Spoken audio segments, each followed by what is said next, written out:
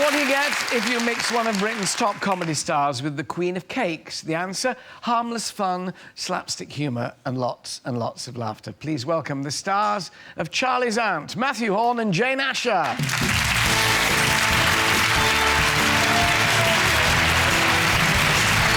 Hello. How are you? Very well. Lovely to see you. Matthew, very well.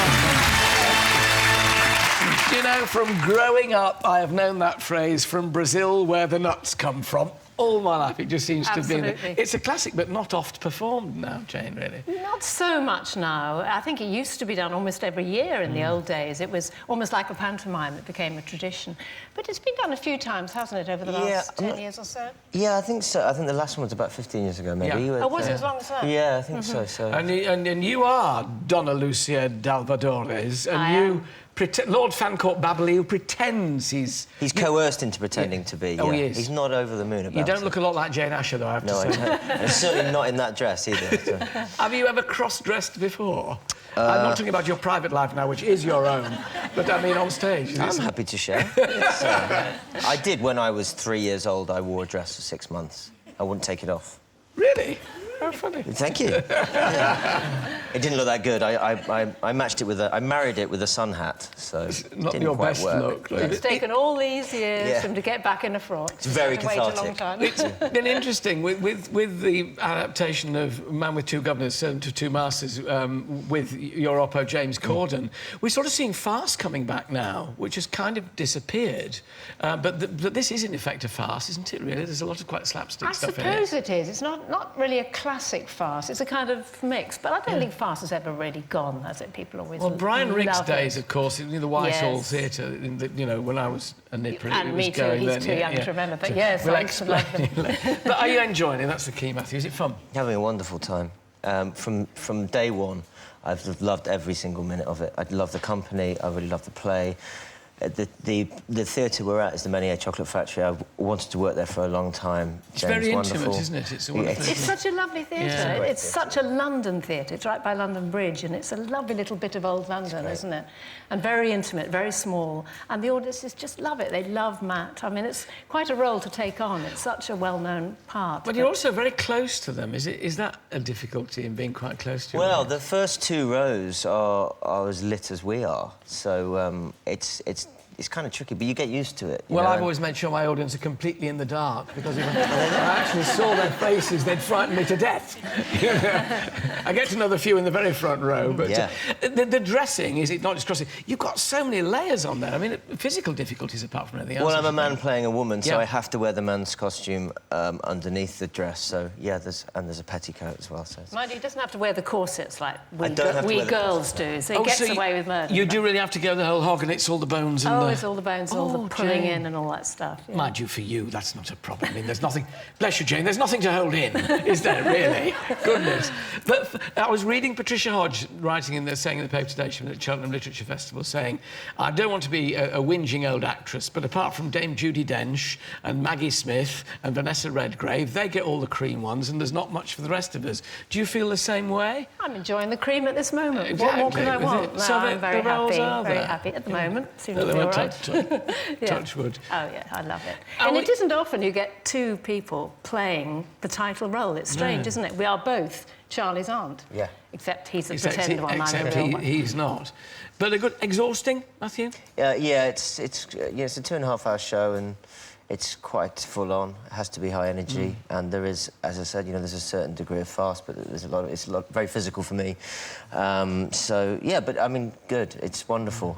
But can you both keep your other careers, as it were, going? Because Jane, you're now as known for your cake baking and your cake making, these wonderfully exotic and delicately crafted cakes, as you are for your acting. So that continues, presumably. You're still making cakes. Yes, the business is still going. It's been running for 20 years now. Goodness. And I'd be very loath, of course, for it to fail because Well, it's, actors are always, you know, keep the day job going, the backup job, really. Well, it's more than that. I mean, it began when my children were very young and I didn't want to be on tour or away filming all the time, and so it started then, although I never really dropped the acting completely. But it's obviously grown to being a very important part of my life and employing 7 people. But it pretty much runs itself, and I always knew it would have to, that I would be going back more into my proper job when they were grown up. So it really does run itself. Obviously, the business side of it I'm constantly aware of and worrying about, as everybody is who runs a small business. It's not easy. But no, hopefully it will keep going for some time. And I've got to ask, any more Gavin and Stacey? Because it was so enjoyed. Yeah, it was well loved by lots of people, and possibly next year, but nothing confirmed. What, special or series? I would imagine special. I am purely speculating. I would imagine a special at some point in the next 2 years. I very much doubt a series, but it'd be nice to get everyone back together and do it. I'd love to. But, so you'd be up for it? Oh, yes, very much so. In the meantime, we wish you all the luck in the world in playing the same person who looks actually completely different from one another. And tickets for Charley's Aunt are available now. The show will be running at this delightful little Menia chocolate factory until the 10th of November. My thanks to Matthew, Horne and Jane Asher. Thank you.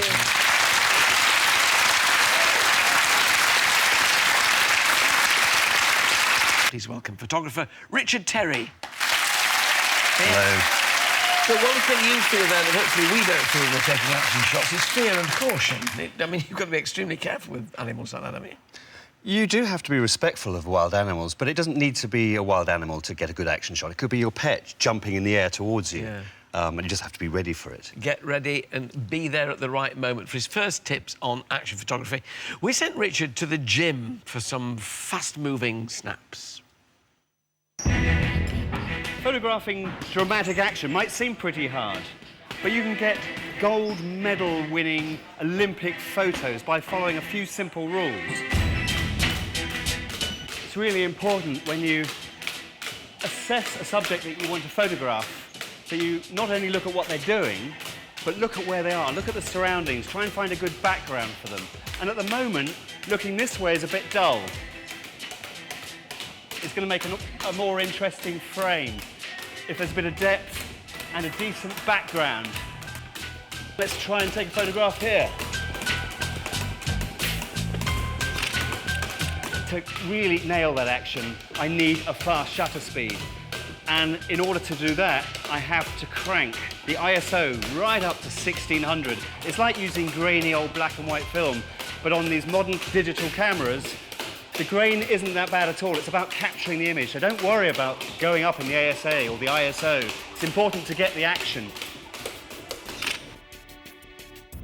You see, a lot of people, when they're cranking up your ISO and ASA, that's when a lot of people switch off photography, because it's too complicated. What does it mean? Without getting too technical, they're basically the same thing. I grew up with it being ASA. Now we refer to it as ISO, which is a way of measuring the sensitivity of film. How fast the film is depends on how light and dark it is. The higher the number, is that the more sensitive it is? The higher the number allows you to take photograph in low-lit situations, darker situations. That's what you're looking for. And it's that combination, then, of aperture, how big an opening you have on the shutter, and the speed of the... That's right. I mean, to be honest, that whole boxing setup, it's just fluorescent lights in there. Yeah. So I knew I had to be wide open, maximum aperture at all times to get the most out of the shutter speed. So I did everything on a 1600 ASA, ISO now it's called, which I would have only done in the past on black and white, but it's great now on these digital cameras. 1600 is fine for that with no flash. And you don't have to have a big camera like that. You can have a little one like this. As you say, that is the kind that most of us use, these small digital ones. Do you know, this would actually be more sensitive. This lens is more sensitive than this lens. One. So, in fact, I could work in lower light with this camera than this big camera. So you're better off with that in this instance, then. Brilliant.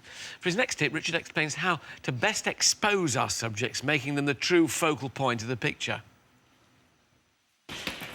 When you have a good idea of what your frame is, what is in the shot, what you then have to do is make sure you know how it's exposed, and what is going to be in focus is in focus, and what is meant to be blurred is blurred.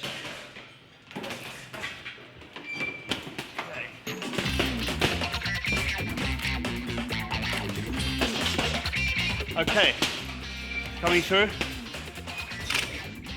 It's too dark. And the reason for that is that I'm in semi-automatic mode. And with all of these naturally available strip lights shining into the camera, it's making the exposure want to shut down and be darker. Now, I don't want to expose for the lights. I want to expose for the guys. I want to see good skin tone and highlights on their skin. So I need to override that exposure by pressing a plus or minus EV, trick the meter, so I'm in control.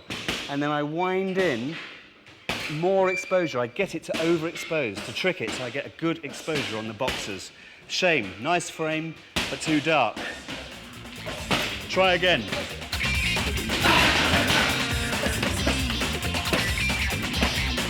That is a lovely shot.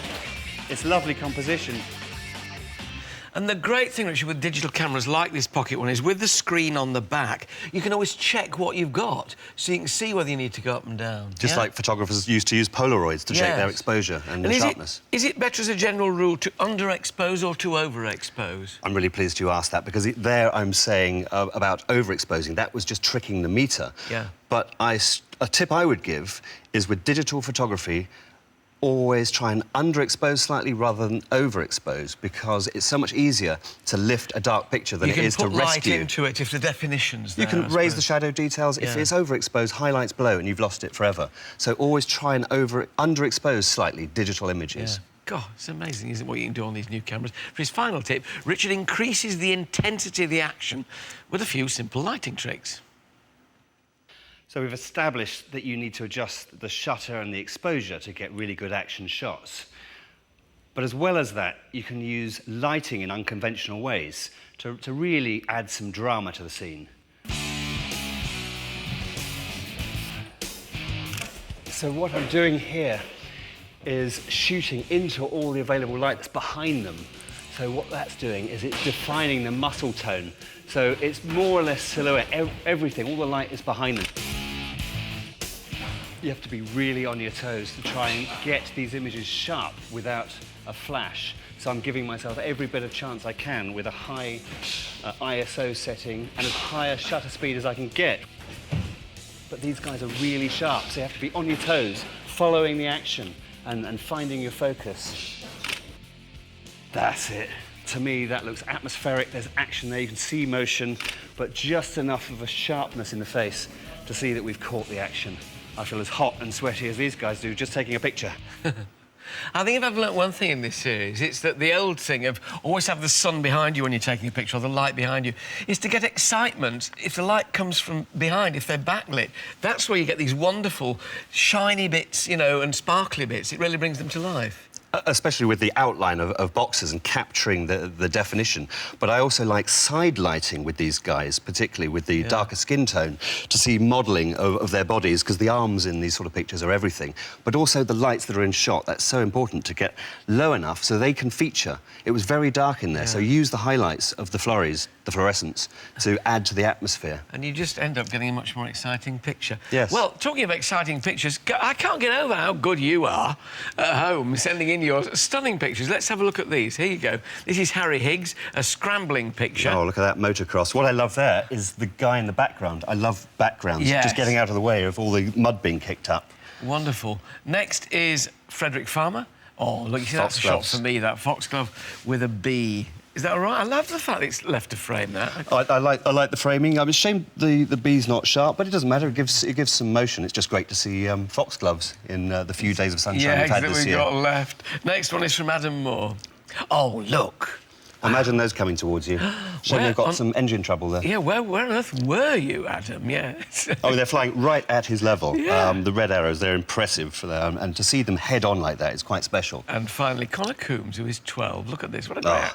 Right. Again, side lighting, which is just picking out the seagull's foot, bringing it forward, separating it from the rock beneath. So it's a good action shot. I love that wonderful diagonal. It's almost like 3 strokes of an X, isn't it, with the top left one missing. It's just That's it. Lovely picture. Thank you very much, Richard. My thanks to Richard Terry.